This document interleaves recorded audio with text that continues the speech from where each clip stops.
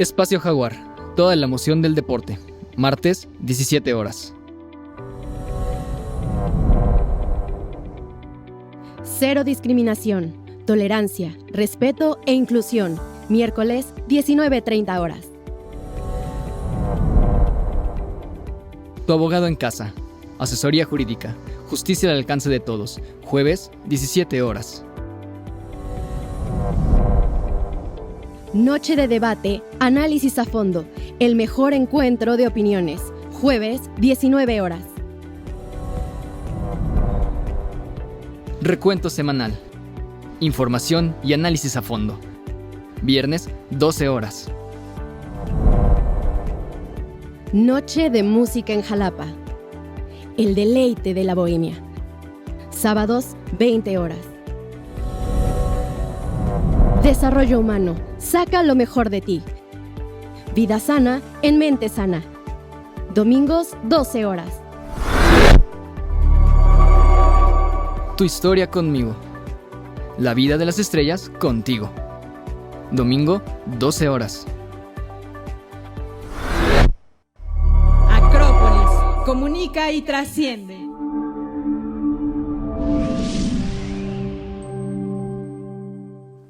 Hola, ¿qué tal? Qué gusto saludarlos en esta nueva emisión de Recuento Semanal, hoy viernes 26 de agosto del 2022. Y bueno, pues usted lo sabe, el tema que ha acaparado la atención de toda la opinión pública nacional es el caso Ayotzinapa. Este episodio violento, terrible de la historia reciente de México, que nos retrata como una nación donde la violencia se ha instalado entre nosotros y da lugar a hechos tan lamentables, tan terribles como ese, que hoy está otra vez en el ámbito de la opinión pública. La Comisión de la Verdad que creó el presidente López Obrador ya dio unas conclusiones que no difieren gran cosa de aquella verdad histórica del gobierno de Enrique Peña Nieto, pero que al final deja la impresión de que se estaría utilizando también políticamente, porque por ello, por ejemplo, hoy el ex Procurador General de la República, Jesús Murillo Caram, está ya en el penal acusado de su participación en estos hechos de fabricar esta cuestión de obstruir la justicia, de torturar, una serie de cuestiones ahí que aquí le vamos a platicar. Y también ello va de la mano, y eso es lo que deja la impresión del sesgo político, que el mismo día que detienen a Murillo Caram sale de la cárcel Rosario Robles a seguir su proceso desde su domicilio, su proceso penal del caso aquel, se acuerda de la estafa maestra, un desvío gigantesco de recursos también en el gobierno de Peña Nieto. Bueno, todas estas historias de corrupción, de violencia y de terror que retratan lo que nos hemos convertido como nación, vamos a abordar en esta emisión de Recuento Semanal, y como cada 8 días, lo mejor del cine,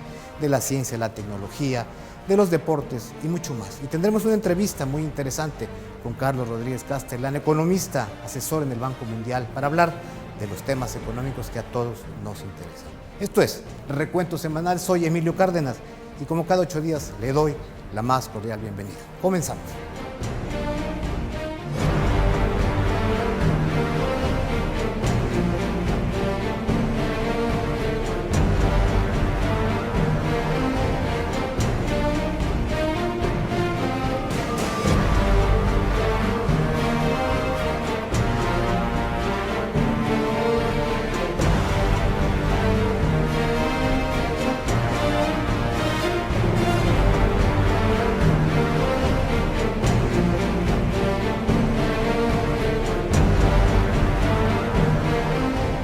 ¿Qué tal? Pues como le decía al inicio de este programa, al presentarlo, México tiene un episodio terrible de violencia que todavía no acaba de dilucidarse cabalmente. Y le recuerdo, en la noche del 26 de septiembre de 2014, 43 estudiantes de la Escuela Rural Normal de Ayotzinapa desaparecieron en la ciudad de Iguala, en el estado de Guerrero, y jamás se supo de ellos. Desde entonces han pasado 8 años y la polémica continúa retumbando ante acusaciones de impunidad, corrupción y vínculos al narcotráfico en este terrible crimen. A la desaparición de los 43 se le conoce como el caso Ayotzinapa y es uno de los escándalos más mediáticos en la violenta historia reciente del país y un crimen colectivo que sigue esperando justicia. Para recordar este episodio de la cruenta historia de violencia, colusión de autoridades con el crimen organizado y de impunidad que vive en nuestro país, lo invito a ver el trabajo de nuestro compañero José Manuel Hernández y Solano. Hoy estamos a un mes de que se cumplan 8 años de uno de los tantos casos que han lastimado a México y que sigue sin resolverse y, peor aún, continúa sin hacérsele justicia a las víctimas y a sus familiares. Hablamos de la desaparición de un grupo de jóvenes normalistas, mejor conocido como los 43 de Ayotzinapa. Ubiquémonos entre 26 y 27 de septiembre de 2014, cuando sucedieron una serie de episodios de violencia donde, ahora se sabe, policías municipales de Iguala, la Policía Estatal de Guerrero, militares del 27º Batallón de Infantería de Iguala e integrantes del grupo delictivo Guerreros Unidos persiguieron y atacaron a estudiantes de la Escuela Normal Rural de Ayotzinapa, lo que derivó en la desaparición forzada de 43 alumnos de esa institución, el asesinato de al menos 9 personas y 27 heridos. Es importante mencionar dos de los principales antecedentes de estos acontecimientos. Por un lado, la relación de las normales rurales con grupos subversivos o guerrillas que atentan contra la seguridad nacional. Es sabido que las primeras organizaciones político-militares de izquierda aún vigentes en México se conformó por campesinos, así como por profesores y estudiantes rurales. Y en segundo término está la lucha de resistencia que durante años han mantenido los alumnos de este tipo de escuelas, por cierto, con una marcada tendencia ideológica hacia la izquierda, a fin de evitar que el Estado mexicano termine con las normales rurales. Y es que hasta 2014, 30 de las 46 existentes ya habían sido extinguidas, sumado a su oposición a las reformas aplicadas por el expresidente Enrique Peña Nieto, como parte de la Alianza por la Calidad de la Educación. Evidentemente, este no era el primer caso de represión contra estudiantes normalistas. En 2008, la Policía Estatal de Michoacán se lanzó contra 130 estudiantes normalistas. En 2010, la Policía de Aguascalientes detuvo arbitrariamente a 13 alumnas. En 2011, ya había habido otro episodio con estudiantes de Ayotzinapa, cuando elementos policíacos abrieron fuego por cerca de media hora contra los estudiantes, asesinando a 2 de ellos. En 2012, el gobierno michoacán de Fausto Vallejo Figueroa ordenó la ocupación de escuelas normales con más de 1,500 policías federales, estatales y municipales, incurriendo en un uso excesivo de la fuerza policíaca y deteniendo a 176 estudiantes, quienes fueron enviados a un reclusorio estatal acusados de diferentes delitos. Previo al 26 de septiembre y ese mismo día, los normalistas de Ayotzinapa habían retenido autobuses y robado combustible, pues su objetivo era asistir a la Ciudad de México y unirse a la marcha para conmemorar el 2 de octubre, lo que desencadenó algunos enfrentamientos con elementos policíacos. La noche del 26 de septiembre, cuando los jóvenes se encaminaban hacia su destino, coincidió con el informe de labores de María de los Ángeles Pineda, presidenta del DIF municipal de Iguala y esposa del alcalde José Luis Abarca Velázquez, ambos señalados de estar coludidos con el grupo delincuencial Guerreros Unidos. Elementos policíacos, alertados por un chofer de autobús, bloquearon el paso de los autobuses en el que iban los estudiantes, previendo que pudieran boicotear el evento de la presidenta municipal, lo que generó que se abriera fuego contra ellos. Varios estudiantes salieron en desbandada y buscaron refugio. Sin embargo, los que se quedaron en los autobuses fueron detenidos, pero este fue el primer ataque. Hubo uno segundo, 1 hora y media después aproximadamente, cuando salió un segundo convoy de camiones para apoyar a sus compañeros, quienes también fueron atacados por las fuerzas del orden. La mañana siguiente se iniciaron las investigaciones y se comenzó a entretejer toda una maraña de versiones e investigaciones sin sustento, mejor conocida como la verdad histórica, cuyo autor fue el entonces Procurador de Justicia de la República, Jesús Murillo Caram, donde nada encajaba y construida con base en especulaciones, torturas, ocultamiento de información, alteración de escenas del crimen, pero sobre todo encubrimiento de funcionarios de los 3 niveles de gobierno y del ejército mexicano. 11 días después de lo ocurrido, el exmandatario Enrique Peña Nieto se refirió públicamente a los hechos y prometió castigo para los culpables, lo que no llegó en su sexenio.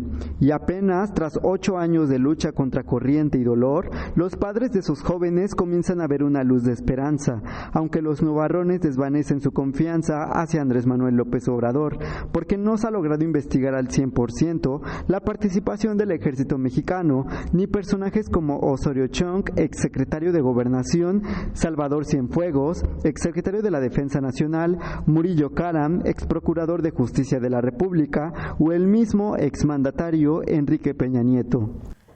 La desaparición de los 43 estudiantes de la escuela de Ayotzinapa, de la Normal Isidro Burgos, allá en Guerrero, en el año 2014, fue un crimen de Estado. Esa es la conclusión a la que ha llegado la Comisión para la Verdad y Acceso a la Justicia, puesta en marcha hace 3 años y medio por mandato del presidente Andrés Manuel López Obrador.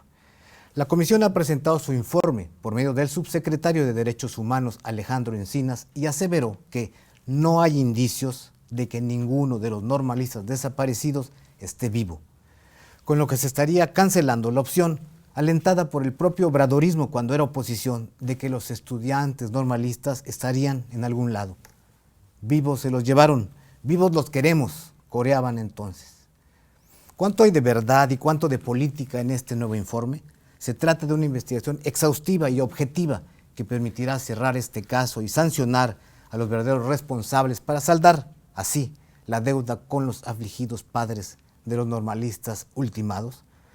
¿O acaso esta nueva versión oficial, la del gobierno de López Obrador, tiene más bien como objetivo golpear a sus adversarios políticos? Porque si bien la investigación de ahora es muy distinta, las conclusiones no modifican la tesis central sobre los actores intelectuales y materiales del crimen, donde habrían participado policías municipales, sicarios de un cártel del narcotráfico, elementos y mandos militares, además de funcionarios de los 3 niveles de gobierno. La diferencia está en el destino final de los cuerpos de los normalistas de Ayotzinapa. Para saber más de toda esta historia, nuestra compañera Ámbar Reyes nos lo cuenta en el siguiente reportaje.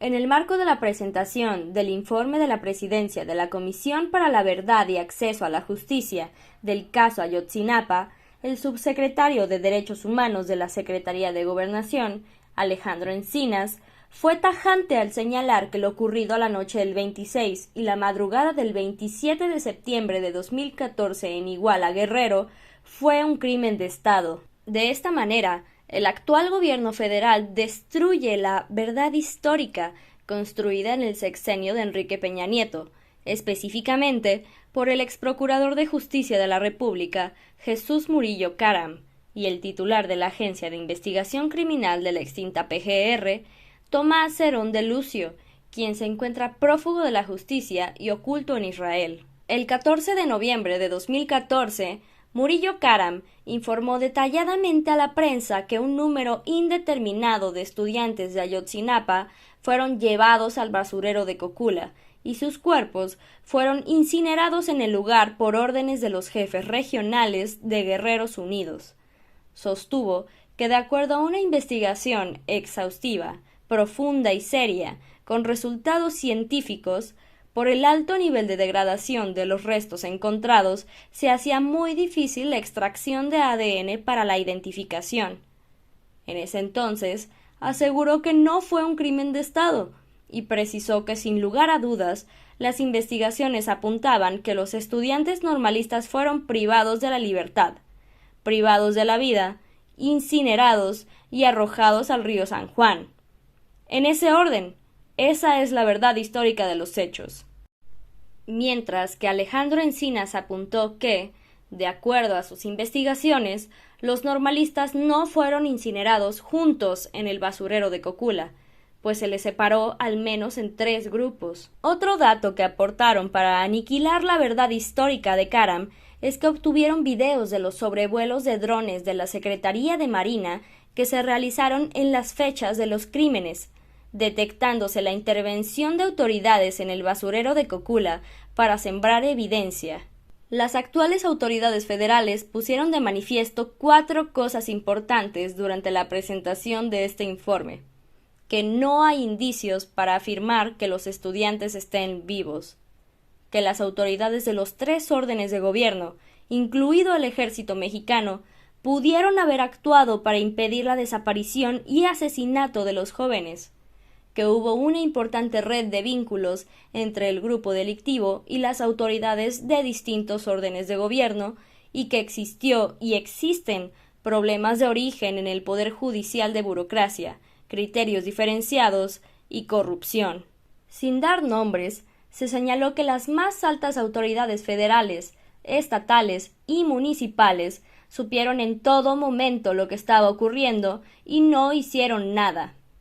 Eso sí, se rechazó que Enrique Peña Nieto vaya a ser investigado por este caso, aun y cuando estudiantes de la Escuela Normal de Ayotzinapa exigen que sea detenido y encarcelado, lo mismo que cualquier responsable en la desaparición de sus 43 compañeros, sea militar, político o integrante del crimen organizado.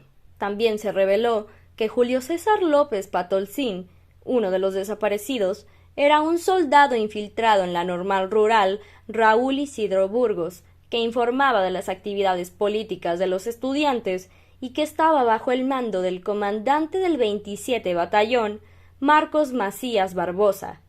El abandono militar, dijeron, supone una violación a los protocolos de la propia Secretaría de la Defensa Nacional.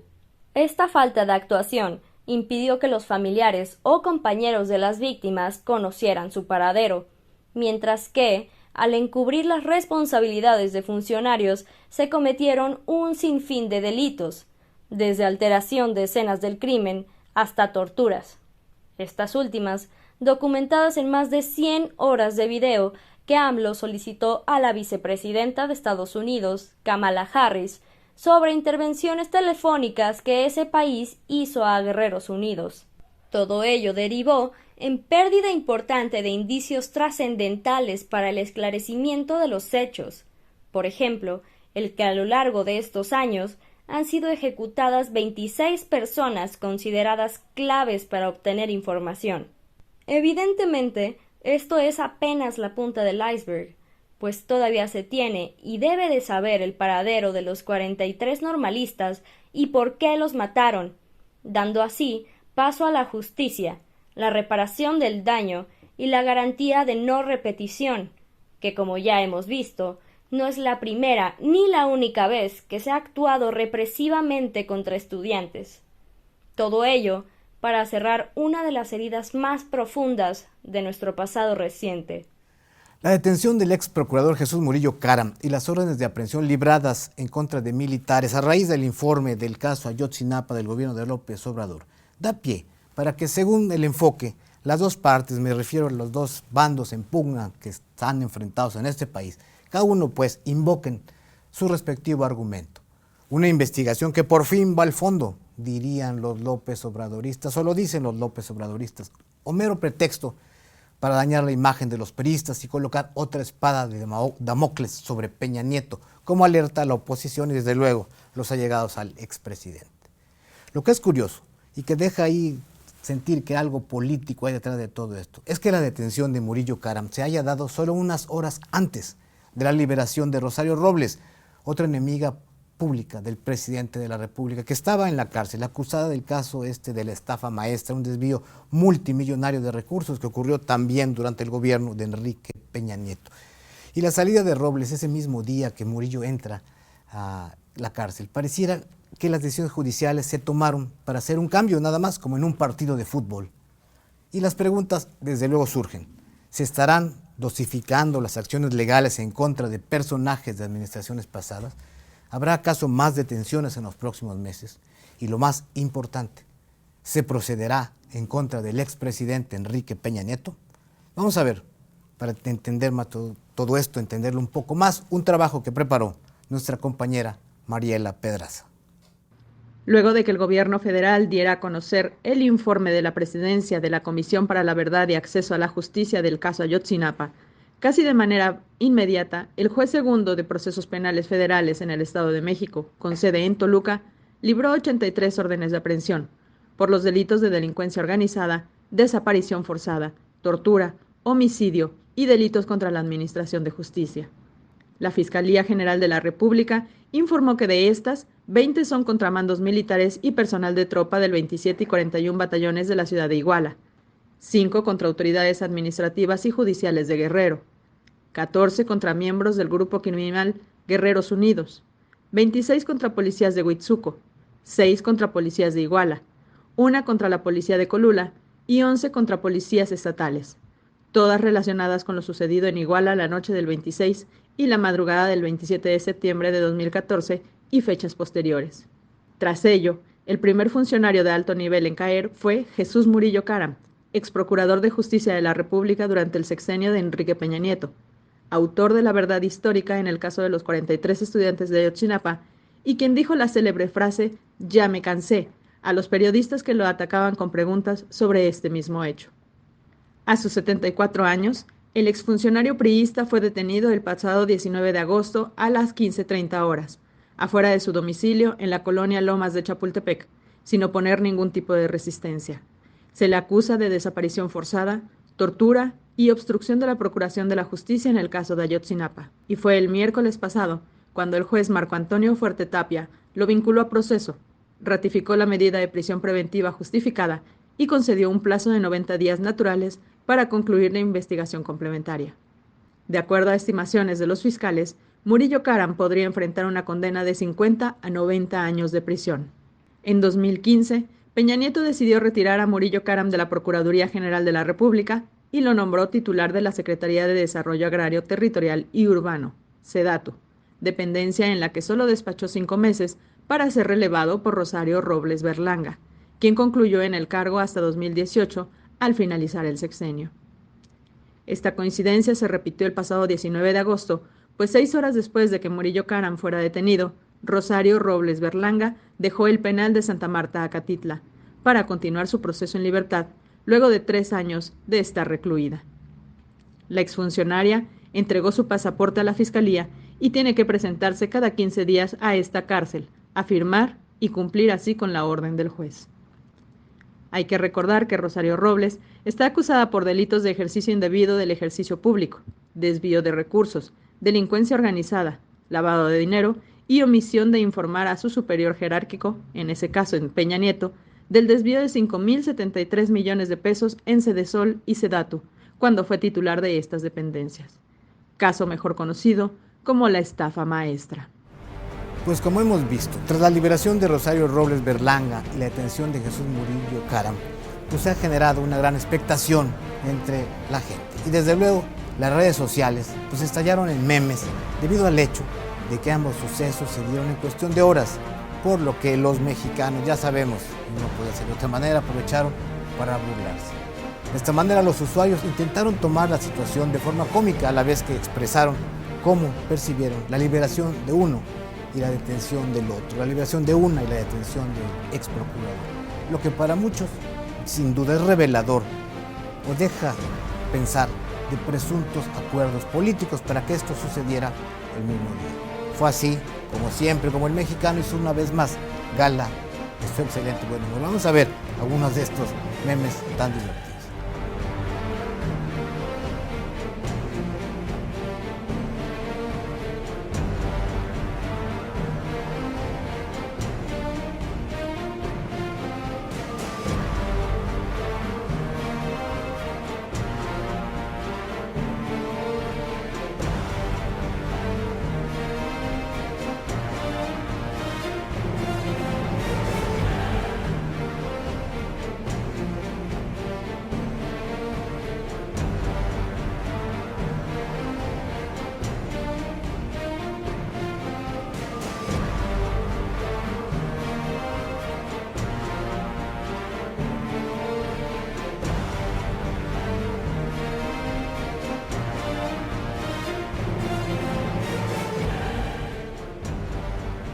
Bueno, pues ¿qué les parecieron estos memes? Vamos a un corte después de ver todo esto y regresamos aquí a su programa Recuento Semanal.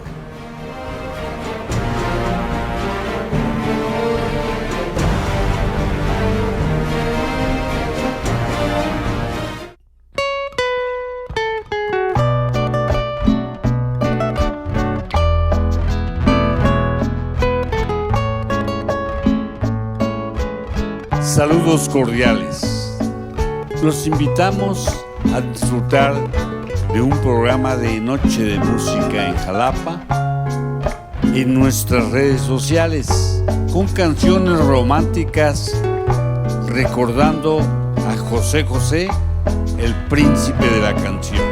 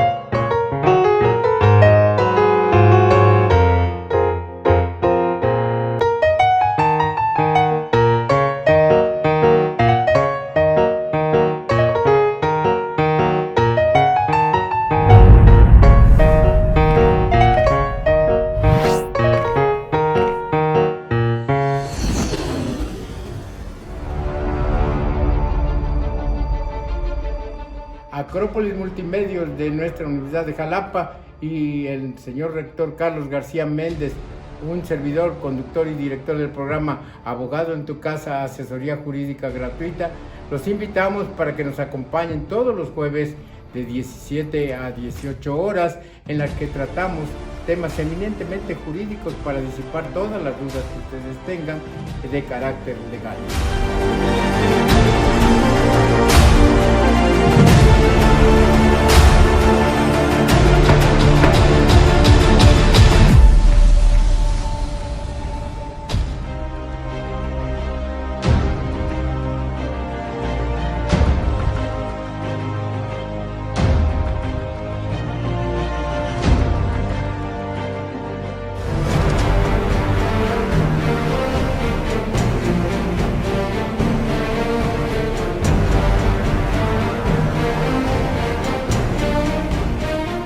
Gracias por seguir con nosotros.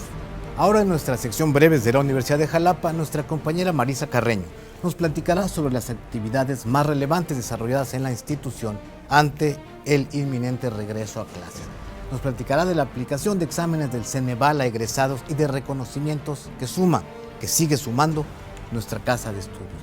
Y hablando de reconocimientos, destaco y le comento el Premio Municipal de la Juventud 2022 que otorga el Ayuntamiento de Jalapa y que será otorgado a una alumna de la carrera de Ciencias Políticas de esta institución de nuestra Universidad de Jalapa, Anely Carmona Saldaña, quien además conduce con gran éxito en esta plataforma de Acrópolis Multimedios el programa Conciencia Política.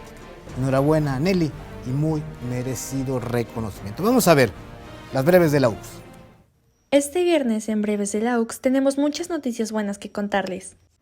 Comenzaremos con los cursos de inducción que se dieron a docentes y alumnos de nuevo ingreso a la Universidad de Jalapa, que les permiten conocer procedimientos, instancias directivas, académicas y administrativas de la universidad, así como orientar, sensibilizar y supervisar a todos aquellos que comiencen su camino en nuestra casa de estudios.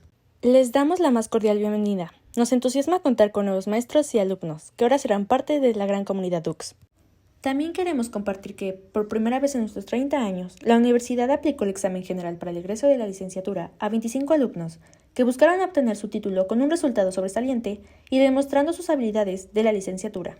Este es un instrumento desarrollado por el Centro Nacional de Evaluación para la Educación Superior, Ceneval, y representa un valor agregado para nuestros egresados, ya que una institución a nivel nacional avalará que cuentan con los conocimientos necesarios para el mundo laboral.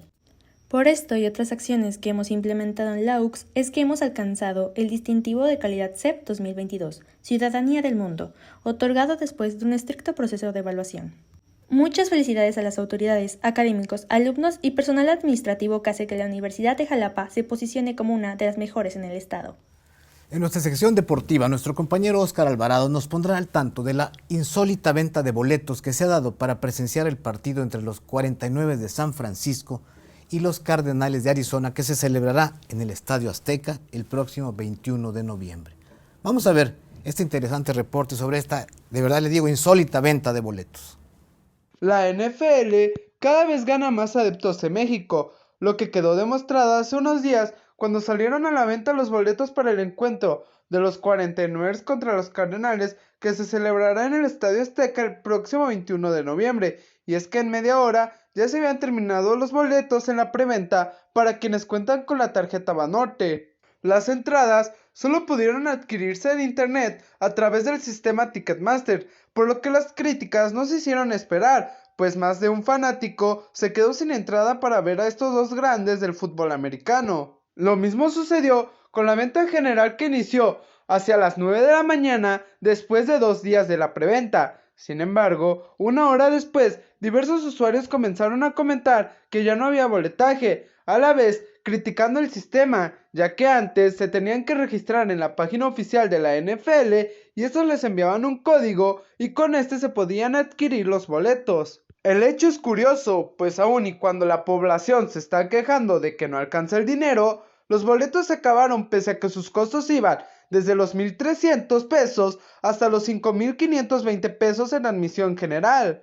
Mientras que en la zona preferencial, con vista a la cancha y con servicio de comida y bebidas, el precio era de 9,000 pesos. Respecto a la temporada regular de la NFL, Este empezará el 8 de septiembre con el encuentro de los actuales campeones, los Rams, contra los Bills, en tanto que los dos equipos que vienen a México empezarán la temporada el 11 del mismo mes. Lastimosamente, a pesar de toda la euforia que se ha vivido por este deporte aquí en México, ni la mitad de la temporada se transmite por televisión abierta, solamente los playoffs se transmiten completos, mientras que toda la temporada se podrá ver por televisión de cable, imposibilitando a algunos fans que disfruten de sus equipos favoritos. Los implantes de córneas a base de piel de cerdos es un avance médico sin precedentes, imagínese usted. Un avance que ha demostrado ya su efectividad en pacientes con problemas visuales. Pero para conocer más de este tema, lo invito a que veamos juntos el trabajo que preparó en nuestra sección de Ciencia y Tecnología nuestro compañero Christopher Olmos. En días pasados, mucha gente ciega alrededor del mundo comenzó a tener esperanza. Esto gracias a que investigadores suecos lograron desarrollar un implante que se asemeja bastante a una córnea humana. Para su creación, utilizaron colágeno proveniente de la piel de los cerdos y anunciaron que 20 individuos han tenido resultados favorables con este invento. Su idea deriva de la poca existencia de córneas donadas. Es por ello que la Universidad de Linköping y Linköping Sciences AB realizaron estudios y obtuvieron como respuesta positiva usar colágeno de los porcinos. Neil Lagali, uno de los expertos implicados en este estudio, menciona que es buena solución, ya que los implantes se pueden producir en masa y tienen gran durabilidad, por lo que pueden resistir hasta 2 años guardados. Los expertos consideran que en la actualidad esta es la opción más viable, ya que según las estadísticas, solamente 1 de cada 70 pacientes logran recibir una córnea donada, recalcando así la poca disponibilidad que hay. En el caso de la producción para la materia prima se vuelve bastante ágil, debido a que la piel de cerdo es vendida para su consumo, así que conseguirla es fácil y muy barata. Acto seguido, los laboratorios se encargan de purificar toda la piel y la someten a procesos específicos con condiciones estrictas, todo esto para adecuarlas al uso humano.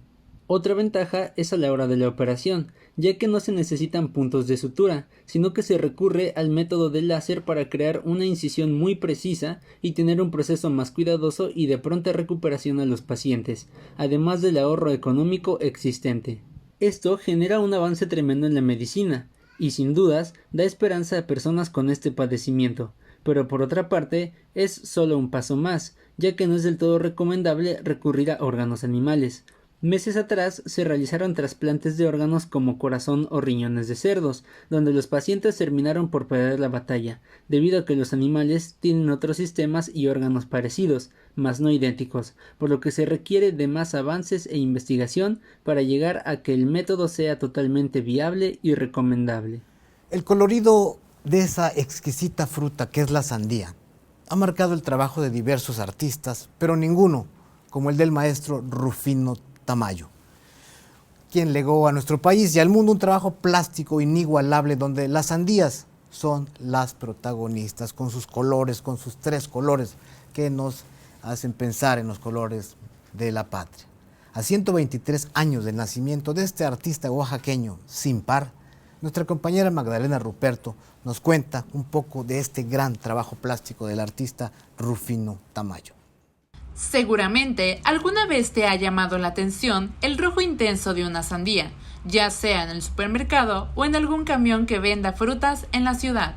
Melón de agua, acendria, sindria o patilla son algunas otras formas como se conoce en todo el mundo a la sandía, fruto originario de África, pero que en México hemos adoptado como fruta nacional, porque tiene los mismos colores de nuestra bandera, motivo por el que ya se le considera un símbolo de identidad cultural. La sandía está plenamente relacionada con el mestizaje y el arte. Famosos mexicanos se han inspirado en ella y la usaban como un emblema de sensualidad, erotismo y una representación de posturas ideológicas y políticas que buscaban imponer una visión universal.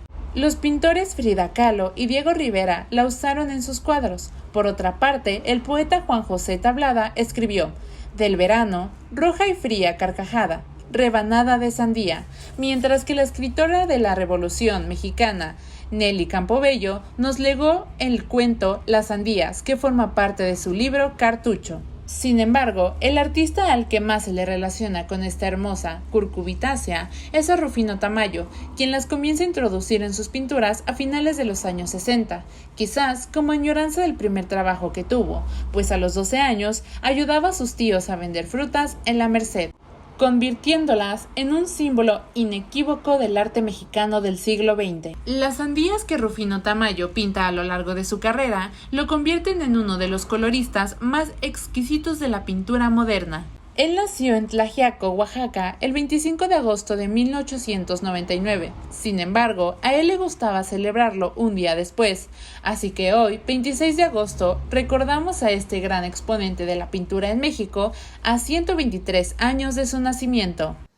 El segundo exhibidor de películas más grande del mundo, Cineworld, está en quiebra por la falta de espectadores en sus salas en las diversas naciones donde opera, derivado del auge de las plataformas de streaming, sobre todo que tuvieron un gran impulso y muchísimo público por la pandemia, por COVID-19 en estos 2 años y medio.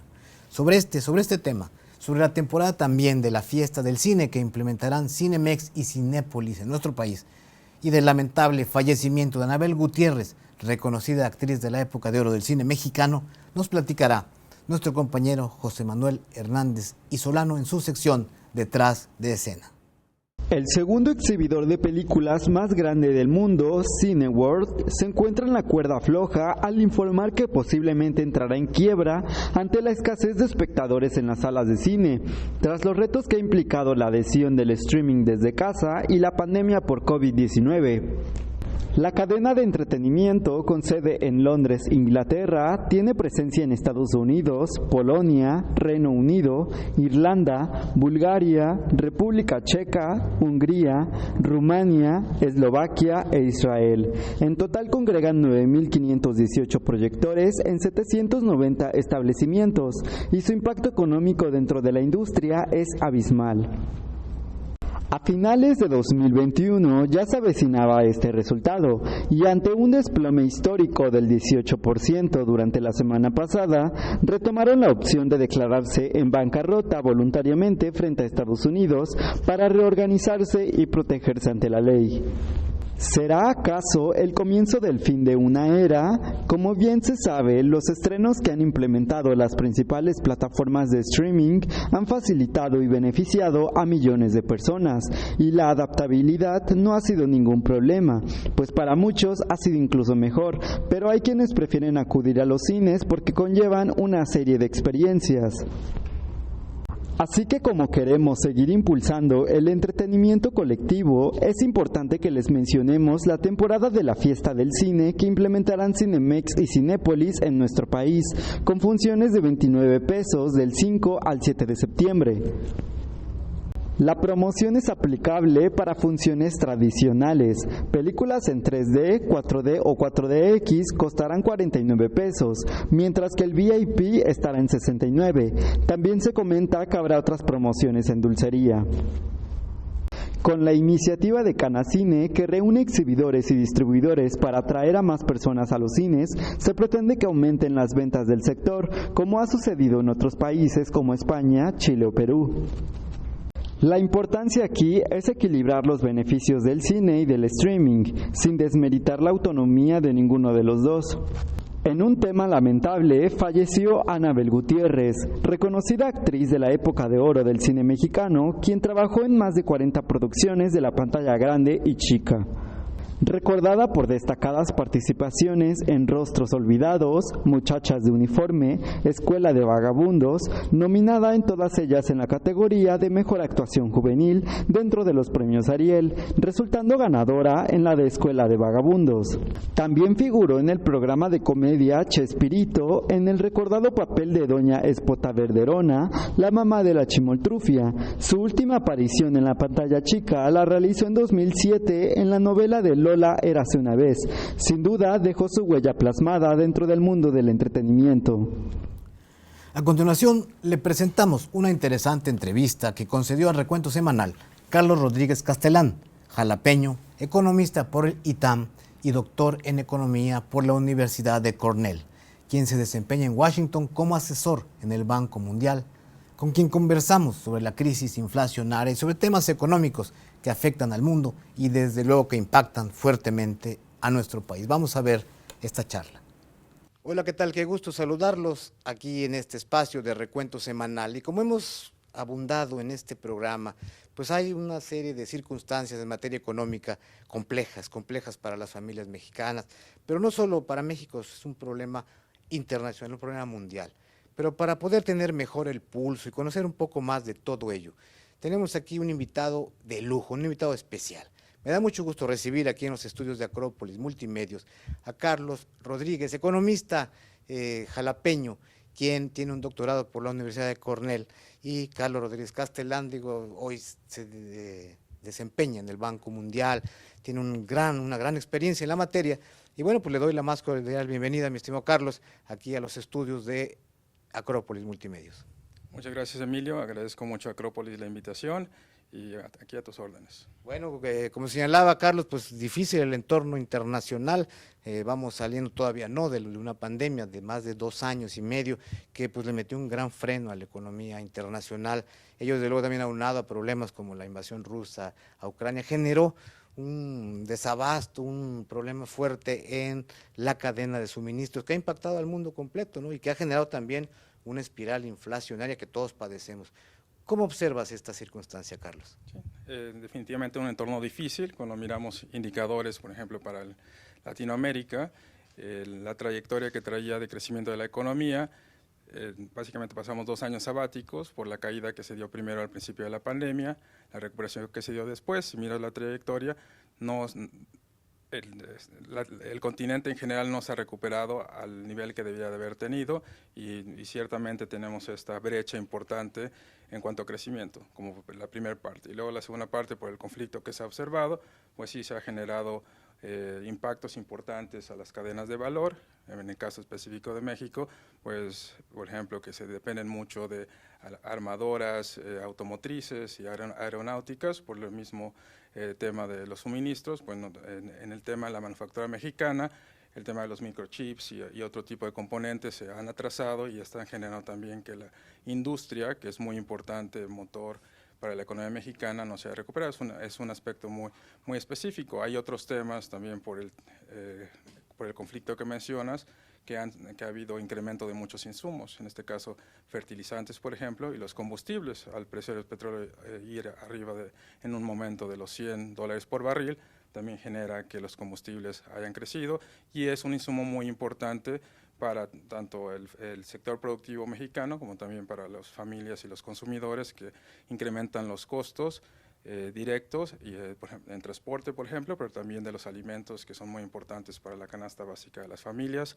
y ciertamente, bueno, el conflicto en general ha generado este entorno complicado que no solamente se había generado este efecto primero negativo de la pandemia, pero ahora este segundo entorno global, pues también ha generado problemas en cuanto a insumos y en cuanto a precios finales que afecta a los consumidores, pero también afecta a los sectores productivos en el país. En ese punto, Carlos, recientemente, hace algunos días, el Banco de México aumentó su tasa de referencia y lo que a veces pareciera que uno dice, bueno, ¿y eso a mí en qué me perjudica, en qué me afecta?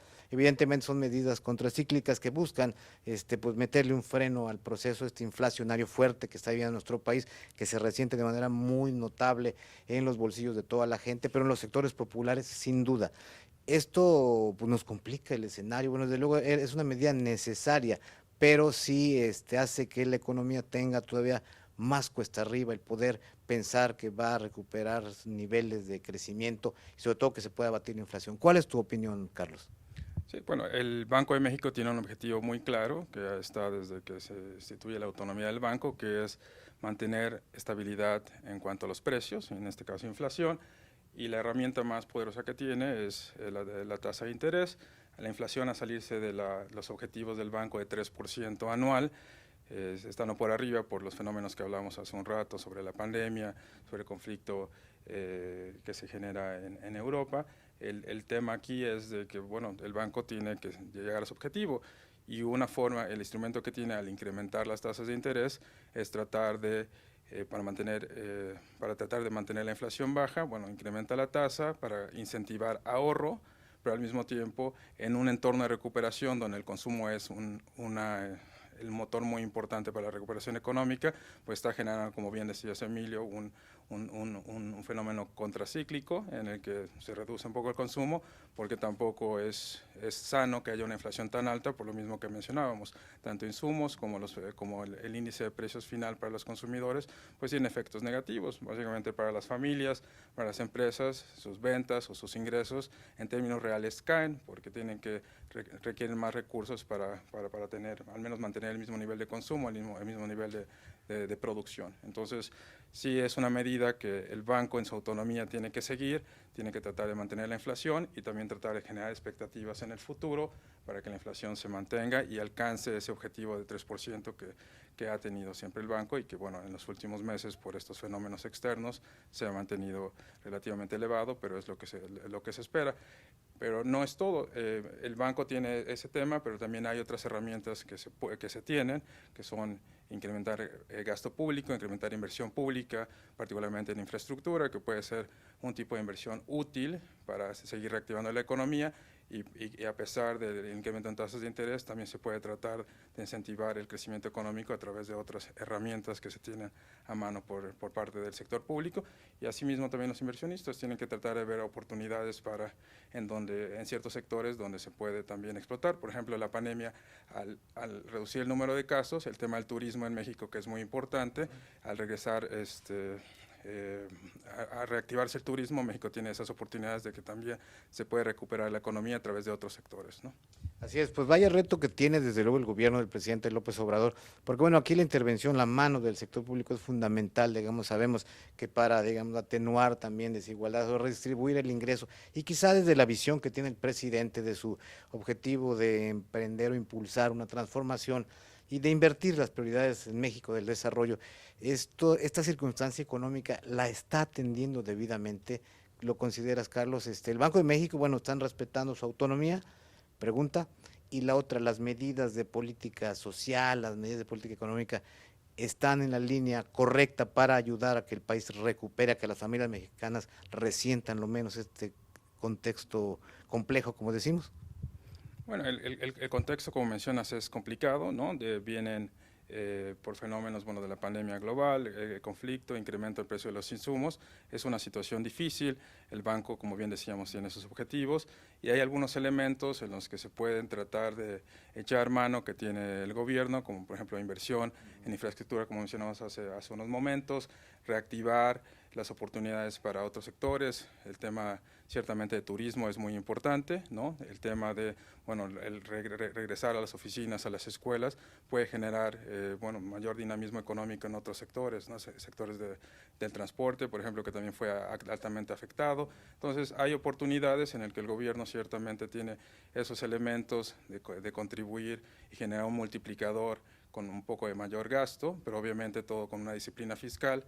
Y sin tampoco incrementar el endeudamiento, que es un tema importante porque, bueno, hay ciertos límites y ciertos parámetros que tiene el gobierno en cuanto a política fiscal para tampoco no sobrecalentar la economía en un entorno difícil y en el que el endeudamiento es más alto. Precisamente hablamos de las tasas de intereses más altas y ahorita también al gobierno endeudarse más ciertamente es más costoso. Entonces hay que tener prudencia, sobre todo macroeconómica, porque lo último que puede, bueno, que los países en general pueden enfrentar en estos momentos son crisis macroeconómicas internas, ¿no? Encima de lo que se observa. Entonces, hay algunos elementos, pero sí, no hay salidas fáciles, pero tiene que ver mucho con la solución de conflicto y con la solución también de que la pandemia vaya cada vez reduciéndose el número de casos y que, como hemos visto afortunadamente, la crisis de salud se ha ido reduciendo al menos en cuanto, no necesariamente los casos, porque ha habido olas, pero también el tema de las vacunas han ayudado a reducir la pérdida de vidas, ¿no? Entonces, el gobierno tiene elementos, pero también no hay una gran batería y también el sector privado va a ser muy importante en fomentar mayor crecimiento económico. Muy bien, pues excelente, Carlos, nos dejas muy claro las opciones que hay, lo que está haciendo el gobierno de la República, y sí, pues estamos en una circunstancia nada fácil, además una circunstancia que habrá de hacerse más compleja el año que entra, ya ni les digo el 24, con la renovación de la presidencia de la República, donde entran otros factores en juego y quizá todo este entorno complicado económico pueda tener algún impacto también, tanto en la gobernabilidad como en las propias previsiones de los resultados de lo que venga. Temas que, bueno, obviamente ya salen del ámbito del análisis económico, pero ¿cómo lo ves tú, Carlos? En general, México tiene oportunidades muy fuertes. Un tema muy claro es estamos al lado de la economía más grande del mundo, entonces ciertamente tener un comercio con ellos es muy importante.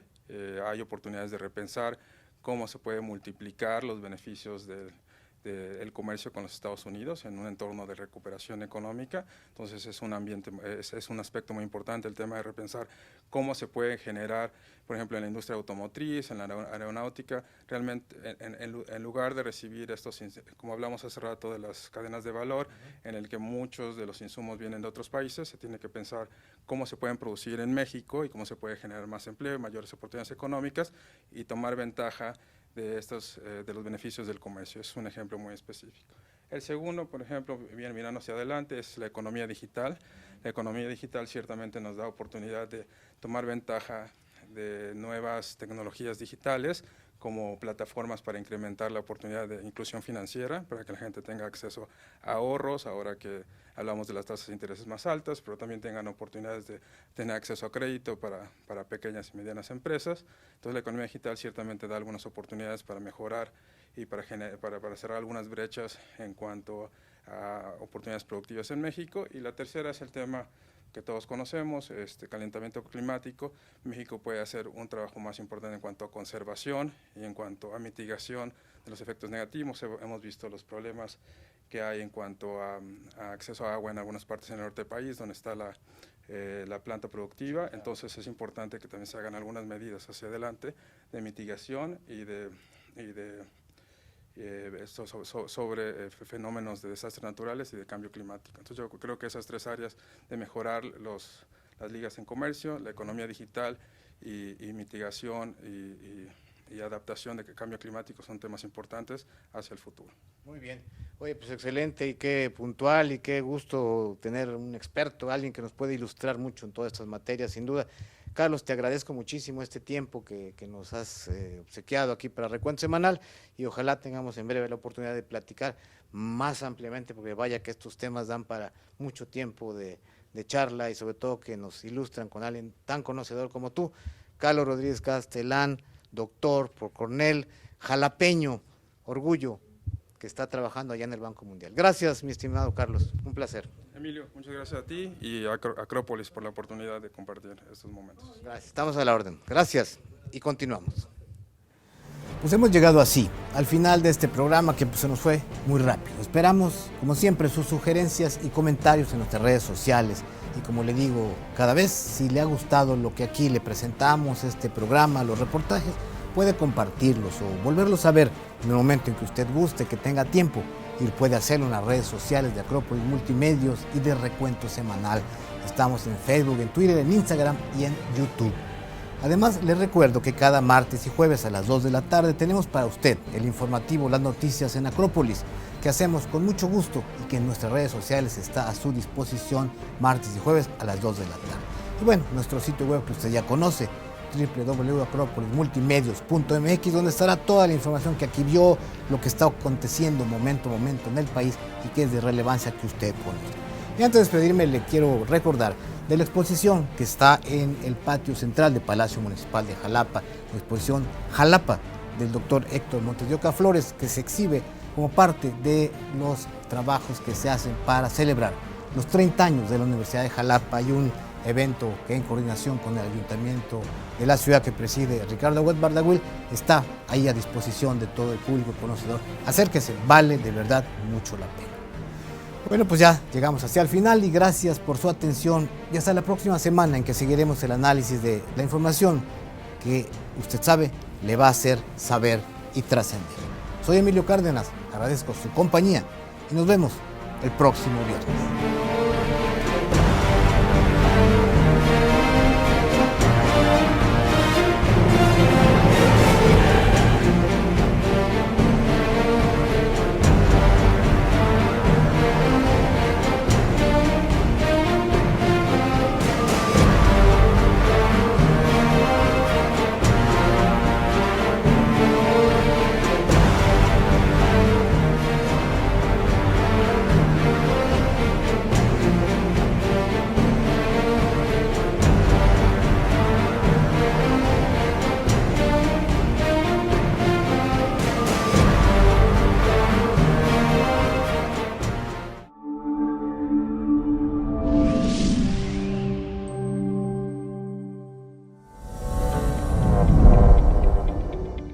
Espacio Jaguar, toda la emoción del deporte. Martes, 17 horas. Cero discriminación, tolerancia, respeto e inclusión. Miércoles, 19:30 horas. Tu abogado en casa. Asesoría jurídica. Justicia al alcance de todos. Jueves, 17 horas. Noche de debate, análisis a fondo. El mejor encuentro de opiniones. Jueves, 19 horas. Recuento semanal. Información y análisis a fondo. Viernes, 12 horas. Noche de música en Jalapa. El deleite de la bohemia. Sábados, 20 horas. Desarrollo humano. Saca lo mejor de ti. Vida sana en mente sana. Domingos, 12 horas. Tu historia conmigo. La vida de las estrellas contigo. Domingo, 12 horas. Acrópolis, comunica y trasciende.